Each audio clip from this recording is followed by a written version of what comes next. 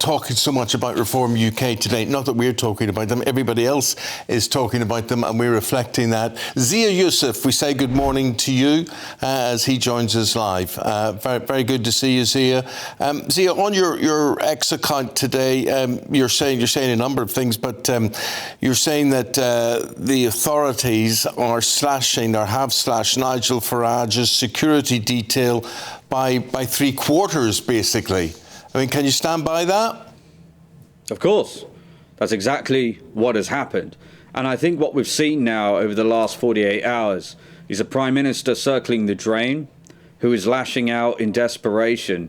We're seeing things that I've not seen in my lifetime in politics. I mean, it's quite extraordinary. You know, he is literally the most unpopular Prime Minister in history, according to a poll this week. The majority of his own members want him to be replaced. So how has he responded? He's responded by embarking on the most unprecedented, coordinated campaign of vilification and demonization of the man whom he knows he cannot beat at the ballot box, Nigel Farage. And frankly, he has embarked on a campaign to incite violence against him. It's not just Keir Starmer who's used that word racist. It's not just one errant comment from Diane Abbott last night saying that she's quote all for people giving Nigel Farage a good kicking. You could kind of look past that. I wouldn't be making this point if it was just that. It was 11 cabinet ministers on pretty much the same day who called him racist. The deputy prime minister of this country said that he flirted with the Hitler Youth, i.e. Nazism. We had the Home Secretary said that he was worse than racist, and the Prime Minister himself in his speech used the word battle. What you're saying is that then on top of all that, they don't see him as any sort of security risk. They're cutting his security detail by 3/4, so that really emphasises how dangerous that may be. I think that's important context. And look, I thought long and hard. Look, no one's taken more abuse in our lifetimes, whether you agree with Nigel or not. I think it's an objective fact that no one has taken more abuse in the political realm in this country than Nigel for decades now, right?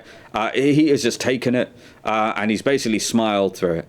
But I felt like I had to share this information today because for the authorities to reduce his security by 75% a couple of weeks ago. And of course, tragically, a couple of weeks ago, Charlie Kirk was assassinated, the most high-profile political assassination in recent memory. I did an interview earlier today where the interviewers had put it to me, it's an American thing. It's not an American thing. We've had MPs in this country tragically, brutally murdered, and I see the threats against Nigel. I've seen people try to attack him. This is a prime minister who's not some freewheeling orator. Right? Yeah. This is someone who chooses his words very carefully. Someone chooses his words for him. He knows exactly what he's doing. I agree with you. Somebody chooses words for him and he knows exactly what he's doing, which makes his comment about the Farage boats, I think, quite frightening.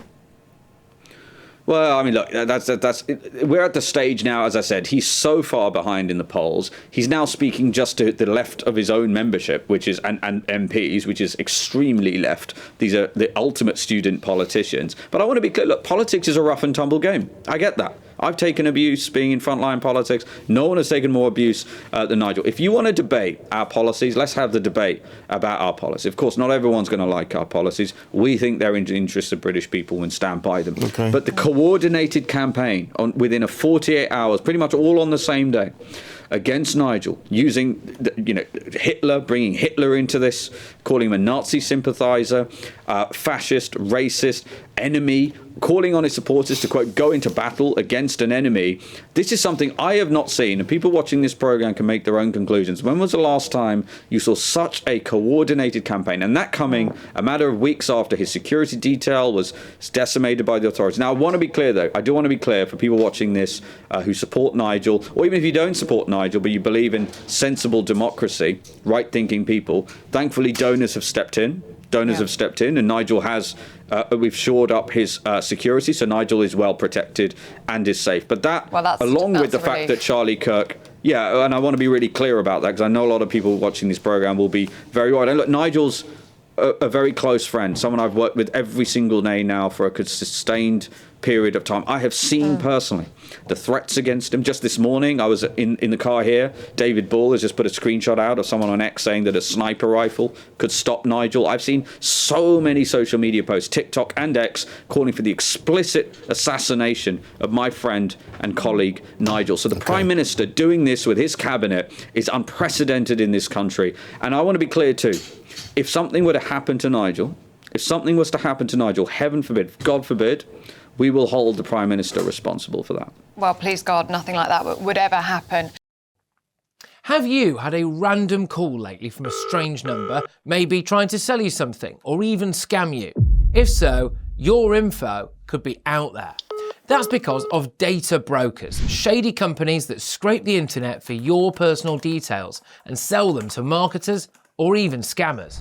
These days, scammers can even use AI to mimic your friends' voices and trick you into sending money. It's not just annoying. Data brokers often target vulnerable people with high-interest loans or sketchy offers. But there is a solution.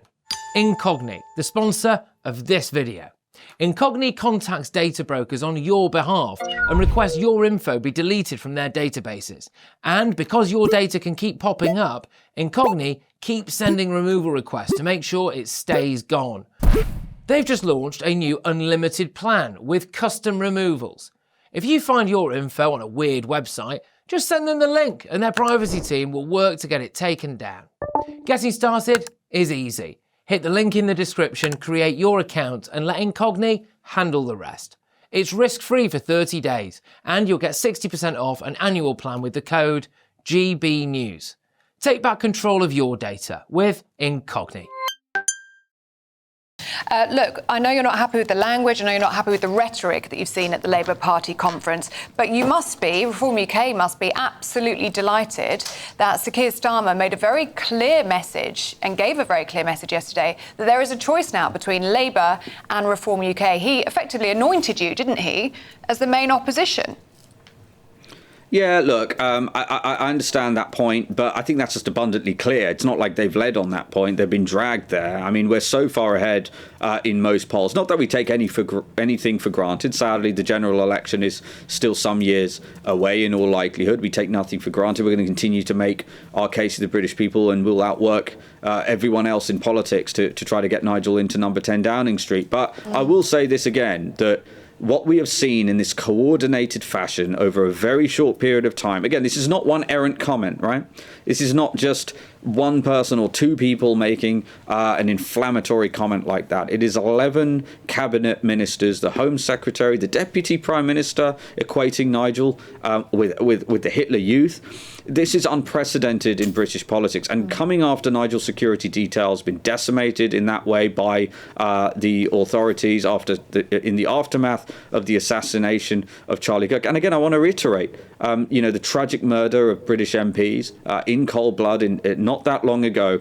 There's nothing about this that's remotely acceptable. And I'll reiterate, this is not, Starmer knows exactly what he's doing. But Zia, could I ask you, was there a reason given for cutting the security detail by 3/4? I mean, you're the man, government efficiencies right on your radar, that's what you talk about. Does anybody come and say, well, we're cost cutting on this situation, or give you a reason or an explanation, or give Nigel? You need to, I genuinely think you need to ask the government that. I know the government don't like coming on these programmes because they're afraid of scrutiny, but I will say this. We have asked them, though, just, we have reached out and we have tried to get some detail on that.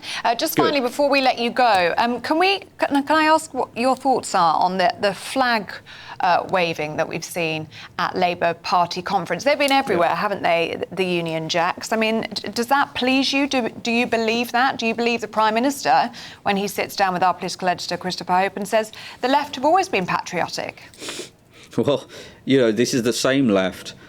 Senior Labour Party politicians accused people who were waving the St George's flag or the Union flag are being far right. In fact, when the Lib Dems, they were the ones who did this first, if you remember, they all, in that cringe fest, started waving their union flags. And I tweeted out, well, I didn't know the Lib Dems were far right now. And so, you've just got this crazy situation where, look, Starmer doesn't know what he stands for. That's why he's circling the drain. He doesn't know what he stands for. He has no principles. I want to say this too. I will make this point if we've got time. When Nigel was asked a few months ago about Keir Starmer, about the man, he said, listen, I think he's an awful Prime Minister. I think that his policies are awful and we will fight his policies. But I actually think fundamentally as a human being, he's a decent man. That's who Nigel is, and that's on the record. And so for Keir Starmer to go into this gutter politics, and as you said, drag his cabinet into that gutter, sorry, I think as Chris Hope just said, drag his cabinet into that gutter is disgusting. Zia, we'll leave it there. Thank you very much indeed for your interview this morning. Appreciate it. Thank you. Zia Yusuf from Reform UK.